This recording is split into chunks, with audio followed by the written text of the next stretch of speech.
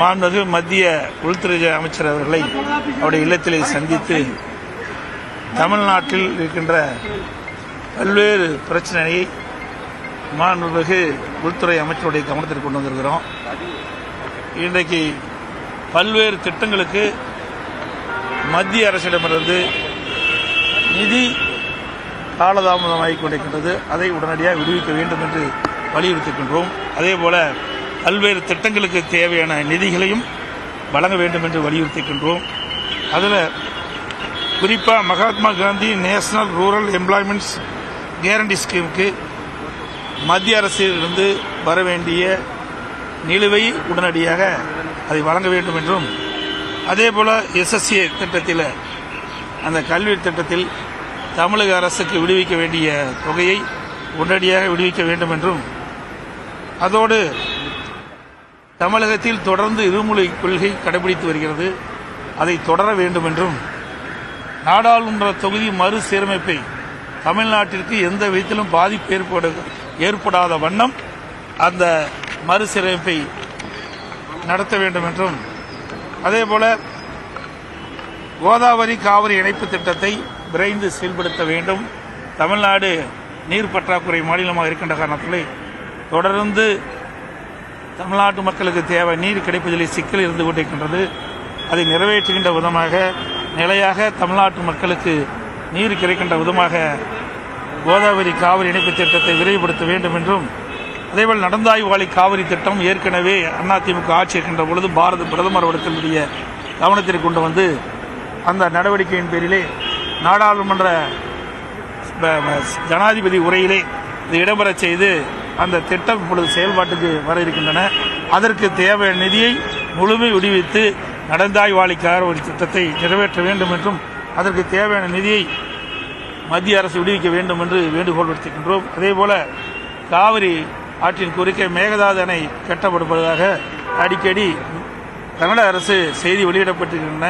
உச்சநீதிமன்ற தீர்ப்பின்படி மத்திய அரசு நடந்து அதில் எவ்வித உச்சநீதிமன்ற தீர்ப்பின்படிதான் மத்திய அரசு கர்நாடக அரசை வலியுறுத்த வேண்டும்.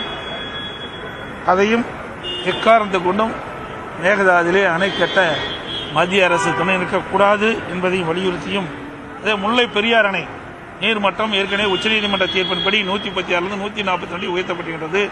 142 152 அடி முல்லை பெரியார் அணையுடைய நீர்மட்டத்தை உயர்த்துவதற்கு உச்சநீதிமன்றம் அளித்த தீர்ப்பின்படி அந்த அணையை பலப்படுத்த வேண்டும். அந்த பலப்படுத்துவதற்கு தேவையான நடவடிக்கை மேற்கொள்கின்ற பொழுது கேரள அரசு தடையாக இருக்கின்றது.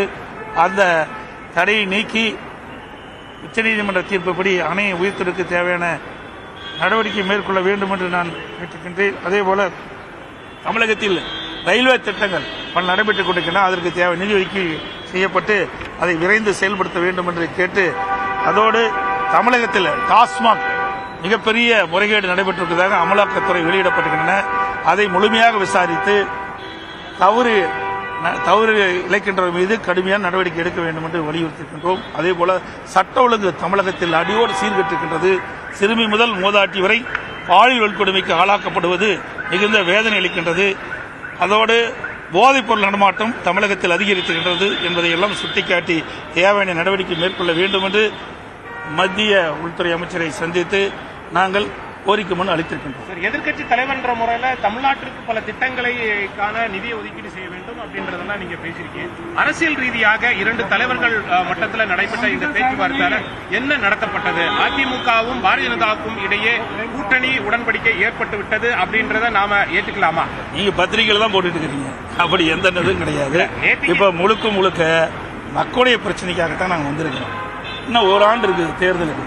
அதெல்லாம் கூட்டணி அமைக்கிறாங்க, இப்பதான் பேச்சுவார்த்தை நடக்கிறாங்க, ஒரு 15 நிமிஷம் தனியாக பேசுனாங்க அப்படின்னு செய்தியெல்லாம் உங்களுடைய பத்திரிகையில ஊடகத்தில் விறுவிறுப்பான செய்தி வெளியிடத்துக்கு ஆகும் ஒழிய அது மாதிரிலாம் கிடையாது. முழுக்க மக்களுடைய பிரச்சனையை பேசுவதற்கு தான் எங்களுடைய நாடாளுமன்றத்தில் நான் எங்களுடைய மூத்த தலைவரோடு சந்தித்து உள்துறை அமைச்சருடைய கவனத்தில் கொண்டு சென்றிருக்கிறோம். 40 நிமிடங்கள் நீங்க நேற்றைக்கு உள்துறை அமைச்சரை வந்து சந்தித்திருக்கிறீங்க. பல்வேறு திட்டங்களை பற்றி அரசியல் ரீதியாகவும் பேசியிருப்பீர்கள்.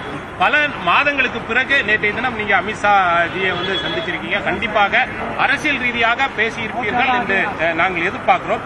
கண்டிப்பாக அந்த அரசியல் ரீதியாக பேசப்பட்டது என்ன என்பதை கொஞ்சமாவது நீங்க சொல்லுங்க. அனைத்து இந்திய அண்ணா திராவிட முன்னேற்ற கழகத்தை பொறுத்த வரைக்கும் முழுக்க மக்களுடைய பிரச்சனையை பேசுவதற்கு தான் நாங்கள் அவரை சந்திச்சு பேசியிருக்கிறோம். அது மட்டும் இல்ல, ஏற்கனவே அனைத்து இந்திய அண்ணா திராவிட முன்னேற்றவுடைய நாடாளுமன்ற கட்சி அலுவலகத்தில் வீடியோ கான்ஃபரன்ஸ் திறந்து வச்சோம். அதை நேரடியாக பார்வையிட்டு அதுக்கு பிறகு நேரம் எங்களுக்கு கேட்டிருந்தா வாய்ப்பு இருந்தால் பார்க்கலாம் வாய்ப்பு கொடுத்தாங்க. மக்களுடைய பேசுறதுக்கு வாய்ப்பு கொடுத்தாங்க. இதையெல்லாம் விளக்கமாக எடுத்து பேசணும். கிட்டத்தட்ட 40 நிமிஷம் சொன்னீங்க, 40 நிமிஷம் 45 நிமிஷம் ஒவ்வொரு திட்டத்தையும் எடுத்து சொன்னோம். நீங்கள் நடந்தாய்வாளி காவிரி திட்டம் என்னென்ன இருக்குது விளக்கணும். அதுபோல கோதாவரி காவிரி இணைப்பு திட்டம் என்னென்னலாம் இப்பொழுது நடவடிக்கை மத்திய அரசு எடுத்து வருகிறது என்பதையெல்லாம் சுட்டிக்காட்டணும். அதே போல இன்றைக்கு தமிழகத்தில் இன்றைக்கு டாஸ்மாக் நடந்த மிகப்பெரிய ஊழல் இன்றைக்கு அமலாக்கத்துறை நடவடிக்கை எடுத்திருக்குது. அதை பற்றி விளக்கமாக எடுத்து சொன்னோம். அதே போதைப் பொருள் விற்பனை தமிழ்நாட்டில் அதிகமாக இருக்குது. அதையெல்லாம் விவரமாக கேட்டார். என்ன நடக்குது, ஏது நடக்குது, அதையெல்லாம் நாங்கள் விவரமாக சொன்னோம். அவரெல்லாம் கவனமாக எடுத்துக்கொண்டார்கள். தமிழ்நாட்டுக்கு தேவையான உதவியை செய்வோம் என்று சொல்லிக்கின்றார்கள். அதே போல இந்த மிக மோசமான சூழ்நிலை தமிழ்நாடு சென்று கொண்டிருக்கின்றது. அதனால மத்திய அரசு தலையிட்டு இதுக்கு முற்றுப்புள்ளி வைக்க வேண்டும் என்று நாங்கள் கேட்டுக்கொண்டோம். ஏங்க இல்ல இருக்குது. இப்ப எலெக்ஷன் நடக்குது, எலெக்ஷன் அறிவிச்சிருக்காங்க. அது வேண்டாங்க. போன தடவை 2 எலெக்ஷன் நடந்தது. 2019 நடந்தது. எப்ப கூட்டணி அமைச்சோம்? 2021 நடந்தது. முதல்ல நீங்க சிந்திச்சு பாருங்க. எல்லாமே தேர்தலுக்கு நெருங்கும் போதுதான் கூட்டணி அமைப்பாங்க. கூட்டணி என்பது வேற, கொள்கை என்பது வேற. எங்களுடைய கொள்கை எப்பொழுதும் நிலையானது. கூட்டணி என்பது சந்தர்ப்ப சூழ்நிலைக்கு தகுந்த மாதிரி மாறும். இப்ப இருக்கிற திமுக கட்சியோட இருக்கிற கட்சி, திமுக கூட்டணி அங்க வைக்கின்ற கட்சியில் அங்கேயே இருக்க போதா? அதெல்லாம் கிடையாது. அதாவது அந்த நேரத்தில் எப்படி சூழ்நிலை ஏற்பதோ அதுக்கு தகுந்த மாதிரி தான் கூட்டணி மாறும். இப்ப நான் கிட்டத்தட்ட நீங்க பாத்தீங்கன்னா அடுத்த மார்ச் தான் நடக்குது. இன்னும் ஒவ்வொரு ஆண்டு இருக்குது. ஒவ்வொரு ஆண்டுக்கு முன்பாகவே உங்களுக்கு விறுவிறுப்பான செய்தி வேணும், பத்திரிகை செய்தி வேணும் என்பதற்காக போட்டு கொடுத்து எங்க இடத்துல வாங்காதீங்க. எங்களுடைய நிலைப்பாடு இதுதான். தமிழ்நாட்டு மக்களுடைய பிரச்சனையை ஆளுங்கட்சியா இருந்தாலும் சரி, எதிர்கட்சியா இருந்தாலும் சரி, மக்களுடைய பிரச்சனையை முன்வைத்து மக்களுக்கு தேவையான பிரச்சனை தீர்ப்பு வைப்பதிலே முனைப்பாக இருக்கின்ற கட்சி அதிமுக கட்சி என்பதை தெரிவித்து அனைத்து ஊடகங்களுக்கும் பத்திரிகைகளுக்கும் நன்றி. பாஜக அதிமுக கூட்டணி